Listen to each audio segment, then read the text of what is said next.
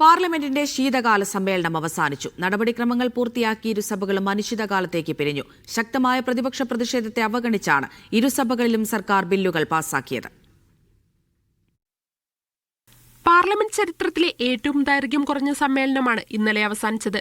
ശൈത്യകാല സമ്മേളനത്തിൽ ആകെ 15 പ്രവൃത്തി ദിവസങ്ങൾ മാത്രമാണ് ഉണ്ടായിരുന്നത്. പ്രതിപക്ഷത്തിന്റെ ശക്തമായ പ്രതിഷേധത്തെ അവഗണിച്ചാണ് ഇരുസഭകളിലും ബില്ലുകൾ പാസാക്കിയത്.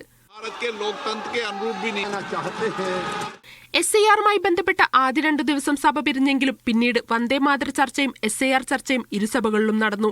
നിർണായകമായ 7 ബില്ലുകളാണ് സഭ പാസാക്കിയത്. മഹാത്മാഗാന്ധിയുടെ പേര് വെട്ടിമാറ്റി VBG റാംജി എന്ന പുതിയ തൊഴിലുറപ്പ് ഭേദഗതി ബിൽ, ആണവോർജ്ജ ഭേദഗതി ബിൽ, 100% സ്വകാര്യ പങ്കാളിത്തം ഉറപ്പുവരുത്തുന്ന ഇൻഷുറൻസ് ഭേദഗതി ബില്ലുകൾ എന്നിവയാണ് പ്രധാനപ്പെട്ടവ. കേന്ദ്രം സഭയിൽ നിയമങ്ങൾ ബുൾഡോസ് ചെയ്യുകയാണെന്ന് പ്രതിപക്ഷം. സംസ്ഥാനങ്ങളുമായി മതിയായ ആലോചന നടത്തിയിട്ടില്ല, കൂടിയാലോചന നടത്തിയിട്ടില്ല. അപ്പൊ അത്തരമൊരു സാഹചര്യത്തിൽ ഏകപക്ഷീയമായി കേന്ദ്ര ഗവൺമെന്റ് നടപ്പാക്കുന്ന നിയമം അത് തന്നെ ഞങ്ങൾ ആ യോഗത്തിൽ പറഞ്ഞല്ലോ.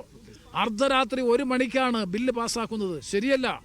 കൂടുതൽ സമയം പാർലമെന്റിൽ ചർച്ച ചെയ്യാൻ കൂടുതൽ സമയം വേണം. ലോക്സഭയിൽ തൊഴിലുറപ്പ് ഭേദഗതി ബില്ലിനെതിരെ പ്രതിഷേധിച്ച ഷാഫി പറമ്പിൽ, ഹൈബി ഈഡൻ, ഡീൻ കുര്യാക്കോസ് എന്നിവർക്കെതിരെ BJP MP സഞ്ജയ് ജയ്സ്വാൾ അവകാശ ലംഘനത്തിന് നോട്ടീസും നൽകിയിട്ടുണ്ട്. മീഡിയ 1 ഡൽഹി.